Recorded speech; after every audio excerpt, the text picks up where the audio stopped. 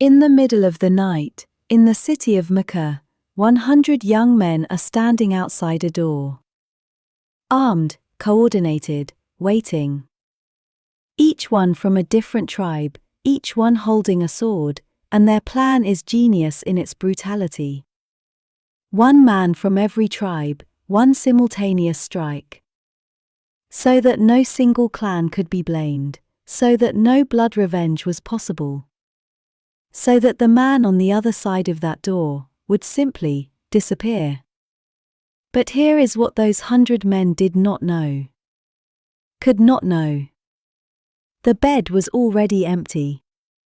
The Prophet, peace be upon him, had walked through them, unseen, and was gone. And what happened in the hours that followed is the reason you and I are still telling this story 1400 years later. Welcome to the Hijrah. Episode recap. Warm, grounding, we build emotional investment from last week. Last week, we stood on a hillside in the dark. We watched 75 people place their hands in the Prophet's hand and say 3 words. We are with you. We saw Mus'ab ibn Umair, who once wore silk, who had everything, walk alone into a foreign city with nothing but the Quran. And transform it. We watched the Muslims of Makkah begin disappearing, family by family, slipping north toward Yathrib. Until almost everyone was gone. Almost. One man remained. Waiting, he had purchased 2 camels months ago. Memorized an unexpected route. Been praying for one thing, to make the final journey alongside the Prophet, peace be upon him, himself. That man was Abu Bakr al-Siddiq, may Allah be pleased with him. And that journey begins right now. Let us go inside Dar al-Nadwa, the council house of the Quraysh, where Makkah's most powerful men had gathered. Chiefs, strategists, men who had tried everything. They tried mockery, he kept preaching. They tried torture, the Muslims kept growing. 3 years of starvation boycott, the faith survived. They tried to buy him off, he refused. Now an entire city was waiting to receive him with open arms. So Abu Jahl, the man whose hatred had never once cooled, stood up. And he proposed a plan so calculated, so cold, so legally untouchable, the room went quiet. One young man from every tribe, all striking simultaneously. The blood divided across every clan. No single family to blame. No blood revenge possible, the perfect crime. The council agreed. The young men were chosen, the weapons were prepared. The plan was set for that very night. Let the silence do the work. But here is what you need to understand about this moment. The most powerful men in Arabia were plotting in the dark. And Allah, the creator of the dark, had already told his Prophet, peace be upon him. And remember when the disbelievers plotted against you, to imprison you, or kill you, or drive you out. They plotted, and Allah plotted. And Allah is the best of planners, Seerah al-Anfal, 8:30. They planned.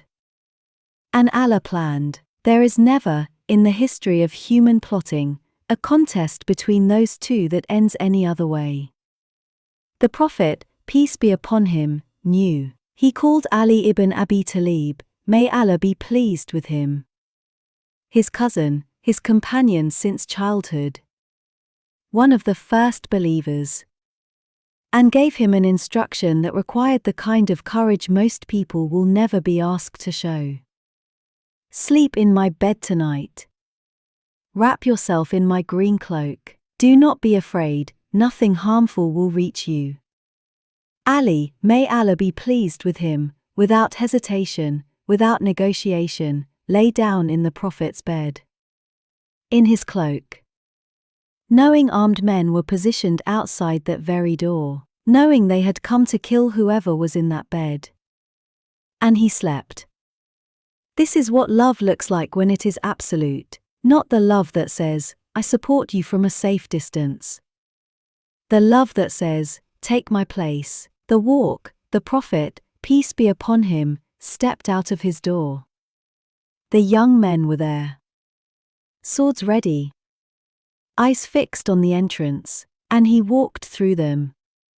As he walked, he recited from Surah Yasin, and we have put before them a barrier and behind them a barrier, and covered them, so they do not see. Surah Yasin, 36:9. He walked through them, and they did not see him. He bent down, and placed a handful of dust on the heads of the men surrounding his house, and walked away. Into the night, into the city of his birth, for what would be the last time. When a passerby later saw the young men still waiting, he looked at their heads and found the dust. He told them, Muhammad, peace be upon him, has already passed over you. They rushed inside. Ali rose from the bed. The Prophet, peace be upon him, was gone. The greatest manhunt in the history of Arabia had begun.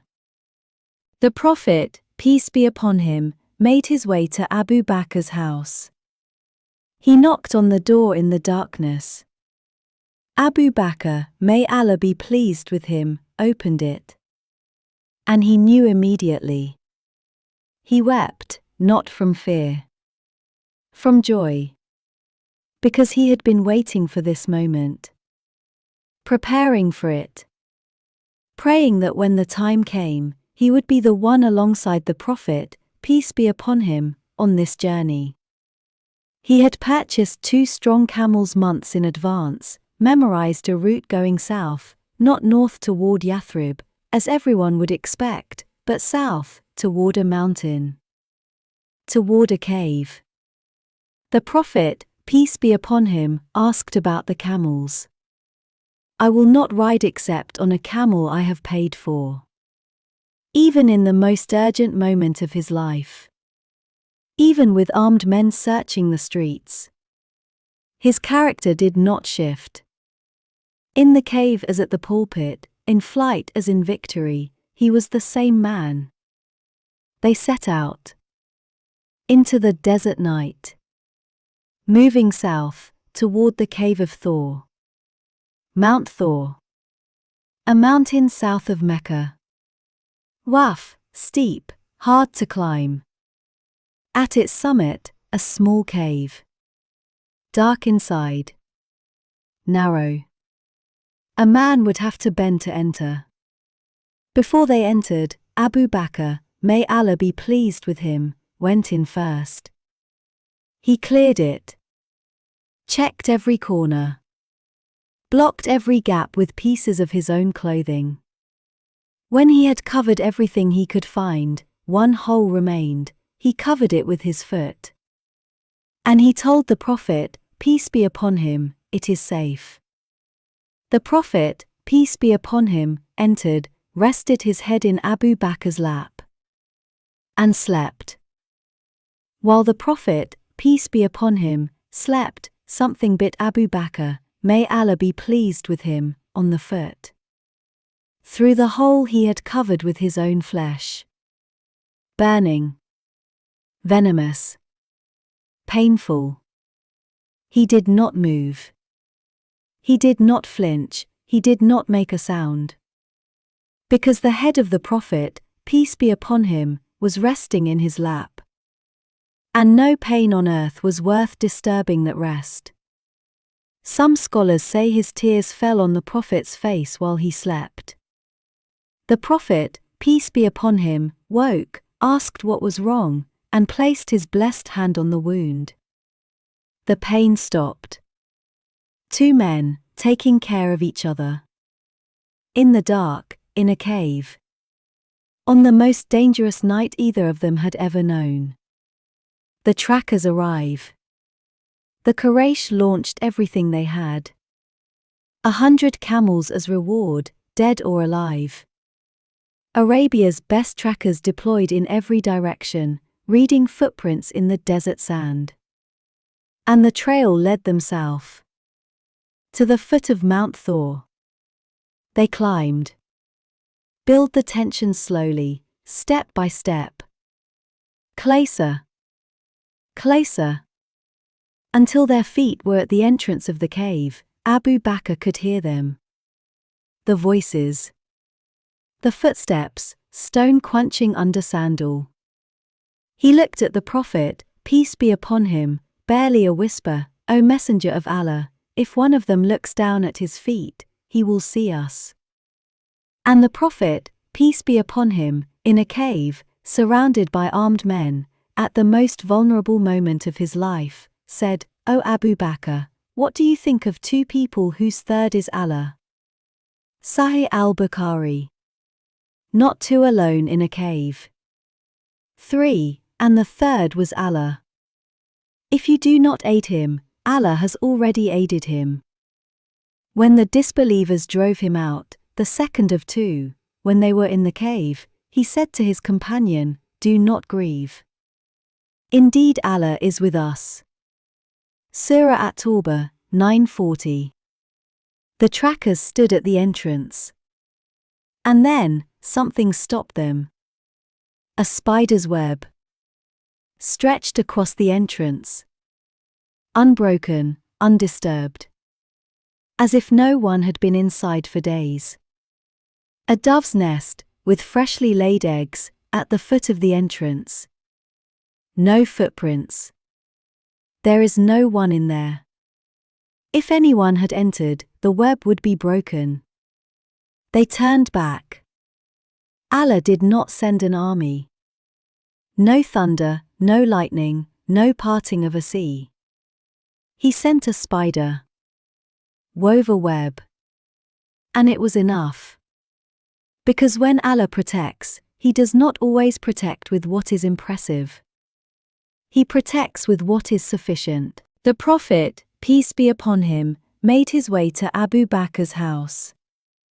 He knocked on the door in the darkness. Abu Bakr, may Allah be pleased with him, opened it. And he knew immediately. He wept, not from fear. From joy. Because he had been waiting for this moment. Preparing for it. Praying that when the time came, he would be the one alongside the Prophet, peace be upon him, on this journey.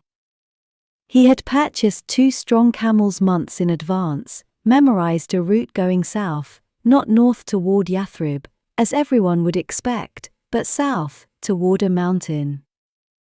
Toward a cave. The Prophet, peace be upon him, asked about the camels. I will not ride except on a camel I have paid for. Even in the most urgent moment of his life. Even with armed men searching the streets. His character did not shift. In the cave as at the pulpit, in flight as in victory, he was the same man. They set out. Into the desert night. Moving south, toward the Cave of Thawr. Mount Thawr. A mountain south of Mecca. Rough, steep, hard to climb. At its summit, a small cave. Dark inside. Narrow. A man would have to bend to enter. Before they entered, Abu Bakr, may Allah be pleased with him, went in first. He cleared it. Checked every corner. Blocked every gap with pieces of his own clothing. When he had covered everything he could find, one hole remained, he covered it with his foot. And he told the Prophet, peace be upon him, it is safe. The Prophet, peace be upon him, entered, rested his head in Abu Bakr's lap. And slept. While the Prophet, peace be upon him, slept, something bit Abu Bakr, may Allah be pleased with him, on the foot. Through the hole he had covered with his own flesh. Burning. Venomous. Painful. He did not move. He did not flinch, he did not make a sound. Because the head of the Prophet, peace be upon him, was resting in his lap. And no pain on earth was worth disturbing that rest. Some scholars say his tears fell on the Prophet's face while he slept. The Prophet, peace be upon him, woke, asked what was wrong, and placed his blessed hand on the wound. The pain stopped. Two men, taking care of each other. In the dark, in a cave. On the most dangerous night either of them had ever known. The trackers arrive. The Quraysh launched everything they had. 100 camels as reward, dead or alive. Arabia's best trackers deployed in every direction, reading footprints in the desert sand. And the trail led them south. To the foot of Mount Thawr. They climbed. Build the tension slowly, step by step. Closer. Closer. Until their feet were at the entrance of the cave, Abu Bakr could hear them. The voices. The footsteps, stone crunching under sandal. He looked at the Prophet, peace be upon him, barely a whisper, O Messenger of Allah, if one of them looks down at his feet, he will see us. And the Prophet, peace be upon him, in a cave, surrounded by armed men, at the most vulnerable moment of his life, said, O Abu Bakr, what do you think of two people whose third is Allah? Sahih al-Bukhari. Not two alone in a cave. 3, and the third was Allah. If you do not aid him, Allah has already aided him.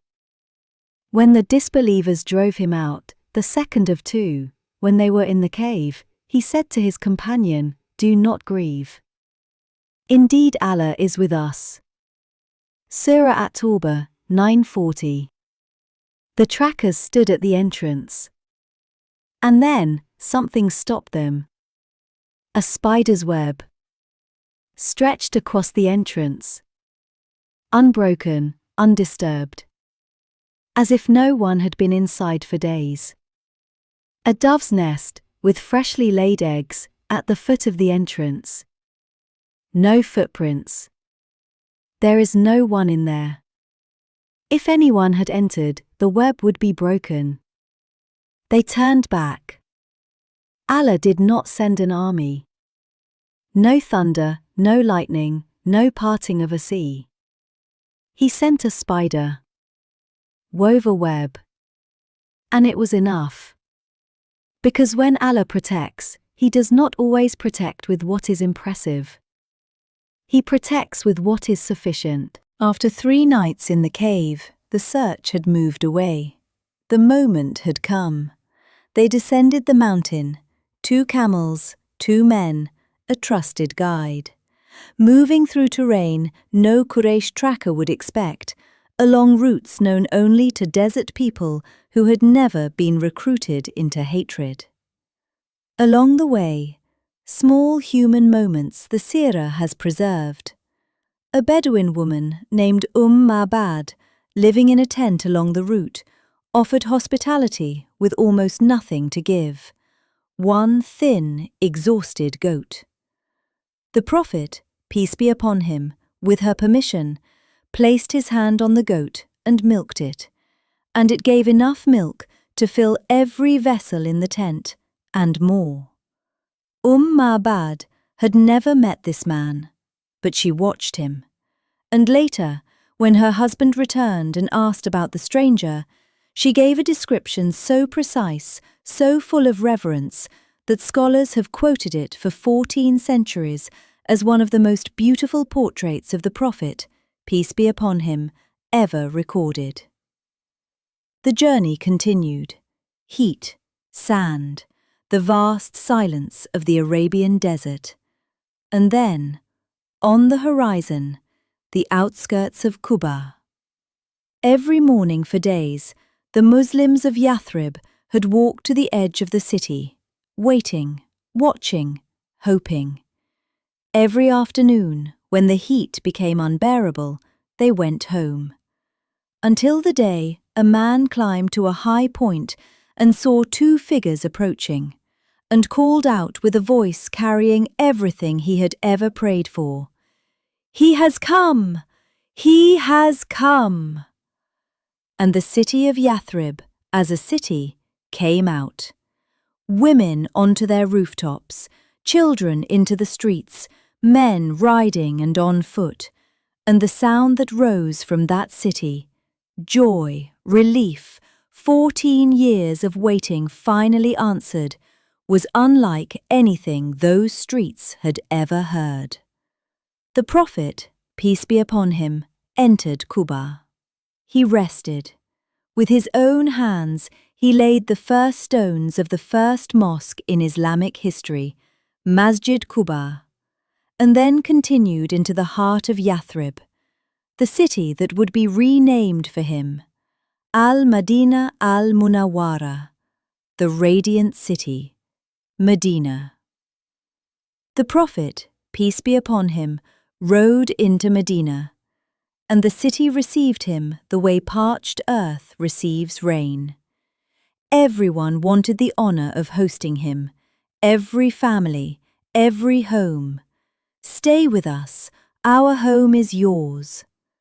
The Prophet, peace be upon him, understanding what favoritism could do to this fragile new community, made a decision of extraordinary wisdom.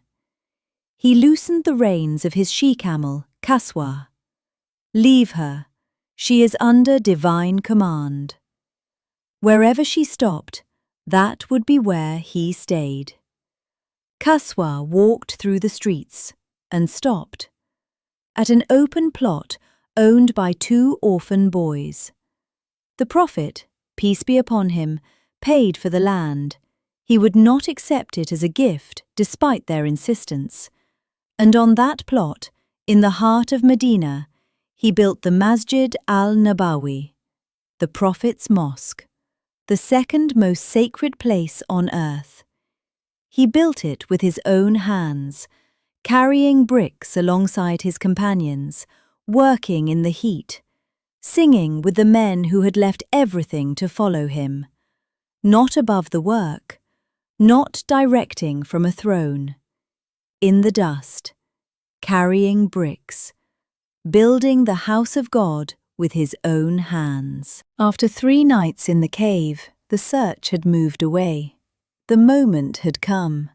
They descended the mountain, 2 camels, 2 men, a trusted guide. Moving through terrain no Quraysh tracker would expect, along routes known only to desert people who had never been recruited into hatred. Along the way, small human moments the Seerah has preserved. A Bedouin woman named Ma'bad, living in a tent along the route, offered hospitality with almost nothing to give. 1 thin, exhausted goat. The Prophet, peace be upon him, with her permission, placed his hand on the goat and milked it, and it gave enough milk to fill every vessel in the tent, and more. Ma'bad had never met this man, but she watched him. And later, when her husband returned and asked about the stranger, she gave a description so precise, so full of reverence, that scholars have quoted it for 14 centuries as one of the most beautiful portraits of the Prophet, peace be upon him, ever recorded. The journey continued. Heat, sand, the vast silence of the Arabian desert. And then, on the horizon, the outskirts of Quba. Every morning for days, the Muslims of Yathrib had walked to the edge of the city, waiting, watching, hoping. Every afternoon, when the heat became unbearable, they went home. Until the day a man climbed to a high point and saw 2 figures approaching, and called out with a voice carrying everything he had ever prayed for. "He has come! He has come!" And the city of Yathrib, as a city, came out. Women onto their rooftops, children into the streets, men riding and on foot, and the sound that rose from that city, joy, relief, 14 years of waiting finally answered, was unlike anything those streets had ever heard. The Prophet, peace be upon him, entered Quba. He rested. With his own hands, he laid the first stones of the first mosque in Islamic history, Masjid Quba, and then continued into the heart of Yathrib, the city that would be renamed for him, al-Madinah al-Munawwara, the radiant city, Medina. The Prophet, peace be upon him, rode into Medina, and the city received him the way parched earth receives rain. Everyone wanted the honor of hosting him, every family, every home. Stay with us, our home is yours. The Prophet, peace be upon him, understanding what favoritism could do to this fragile new community, made a decision of extraordinary wisdom. He loosened the reins of his she-camel, Kaswa. Leave her, she is under divine command. Wherever she stopped, that would be where he stayed. Kaswa walked through the streets and stopped at an open plot owned by 2 orphan boys. The Prophet, peace be upon him, paid for the land. He would not accept it as a gift despite their insistence. And on that plot, in the heart of Medina, he built the Masjid al-Nabawi, the Prophet's mosque, the second most sacred place on earth. He built it with his own hands, carrying bricks alongside his companions, working in the heat, singing with the men who had left everything to follow him, not above the work, not directing from a throne, in the dust, carrying bricks, building the house of God with his own hands. One of the most moving passages in the whole series. Let it breathe fully. And then, in the early days of Medina, the Prophet, peace be upon him, did something that no political strategist, no community organizer, no nation builder in history has ever quite replicated. He created the Brotherhood, al-Muakhah. He paired every Muhajir, every Muslim who had left Mecca with nothing, with an Ansari, a Muslim of Medina. One by one. As brothers. And this was not symbolic, it was real. This is my house, half is yours. These are my date palms. Half the harvest is yours. I have 2 wives. Tell me which one, and I will divorce her so you can marry. Abd al-Rahman ibn Auf, may Allah be pleased with him, once one of the wealthiest men in Mecca, arrived in Medina with nothing. His Ansari brother offered him half of everything he owned. May Allah bless you in your wealth and your family. Just show me where the market is. He did not want charity. He wanted opportunity. Through his own effort, he built his wealth again. And the Prophet, peace be upon him, paired himself, in this brotherhood, with Ali ibn Abi Talib, the man who had slept in his bed on the night of the Hijrah. I am from you. And you are from me. This brotherhood tipped people from completely different backgrounds, different accents, different histories, different wounds, and said, you are brothers. Not allies. Not political partners. Brothers. And it worked. Not because it was forced. Because it was built on something real. Lessons for today. Warm. Direct. Personal. This is where the viewer's own life enters the story. The narrator is talking to a friend. Let us bring this home. Lesson 1. Allah's protection doesn't need to be impressive. He sent a spider. Wove a web. And it stopped the most powerful tribe in Arabia. Look back at the moments in your own life when you were protected, and you'll often find it was not dramatic. It was quiet. A conversation that got cancelled. A delay that seemed frustrating. Something so small it could only be explained by one word. Allah. Pay attention to the small things. Lesson 2. True friendship asks the most in the most dangerous moments. Ali, may Allah be pleased with him, slept in the bed, knowing armed men were outside. Abu Bakr sat with venom burning in his foot. In silence, so the Prophet, peace be upon him, could sleep. Asma bint Abi Bakr climbed a mountain in the dart carrying food. Ask yourself honestly, who in your life would do that for you?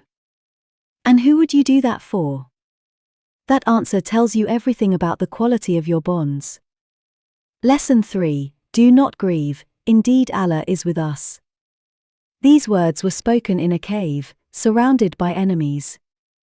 With no earthly reason for confidence. This was not optimism. It was not motivational speech. It was knowledge. The certainty of a man whose connection with Allah had never broken. In your darkest moments, you are not alone either. This is not comfort. This is a fact. Lesson 4. Generosity without ego is the foundation of community. The answer gave half of everything, without being asked twice, without conditions, without requiring gratitude. Not because they were superhuman, but because their faith had taught them what wealth is for. Your resources, whether money, time, space, or skill, are not only yours. They are seeds for the community around you. Plant them accordingly. Lesson 5. Leaving is sometimes the beginning, not the end. The Prophet, peace be upon him, left Mecca in the dark, hunted, with one companion. He arrived in Medina to the sound of a whole city coming out to receive him. The journey that looked like defeat was the beginning of the most world-changing decade of his life. What you are walking away from may be the very start of what you have been walking toward. Emotional climax. I want you to imagine something. It is the last night the Prophet, peace be upon him, will ever spend in Mecca. He is standing, just for a moment, at the edge of the city. Looking back. Then begin, one line at a time. This city. Where he was born. Where his mother held him as an infant. Where Abd al-Muttalib carried him on his shoulders. Where Abu Talib took him in and called him his son. Where Khadijah, may Allah be pleased with her, was the first to believe in him. Where the first words of revelation came, trembling, overwhelming, world-breaking. Where Bilal, may Allah be pleased with him, whispered, One God, under a boulder. Where Sumayya, may Allah be pleased with her, gave her life for this faith. Where he stood on Mount Safa and called the whole city to witness. Where he walked, for 13 years, through mockery and stones and grief, and kept walking. This city. And he was leaving it. By Allah, you are the most beloved of Allah's lands to me. And if your people had not driven me out, I would never have left. Sunan al-Tirmidhi. The most beloved of Allah's lands to me. He loved this city. Even as it threw garbage on him. Even as it sent armed men to his door. Even as it drove him out in the dark, he loved it. And he left it anyway. Because some things matter more than where you are comfortable. Some missions are bigger than the city you were born in. Some truths will ask you to release everything familiar and walk into the desert and the dark and the unknown and trust. And in Medina, a city was waiting. Women on rooftops, children in streets.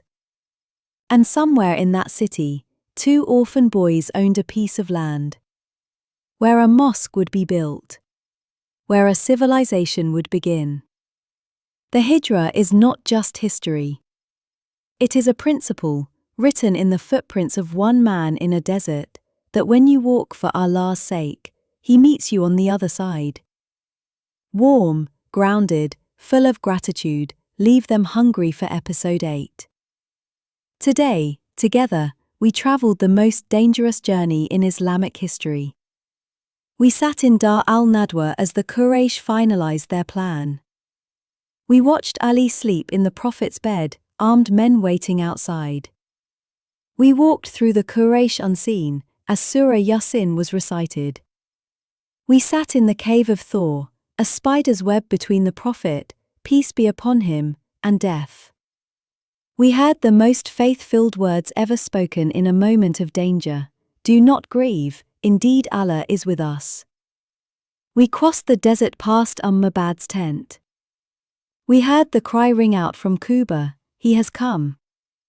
We watched a camel stop on an orphan's land, and a civilization begin. In the next episode, the Prophet, peace be upon him, begins to build. Not just a mosque. Not just a city. A civilization. The Charter of Medina, the first written social contract in Arabia. The brotherhood between strangers who became family. And the first adhan, echoing across the rooftops of a city that had been waiting its whole life for that sound. If this episode moved something in you, share it with someone standing at the edge of their own departure. Someone leaving a job, a city, a version of themselves, and afraid of what comes next. Tell them, the Prophet, peace be upon him, left Mecca in the dark.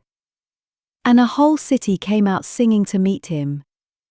The journey that feels like an ending is often the one that was always leading somewhere greater. Assalamu alaikum wa rahmatullahi wa barakatuh.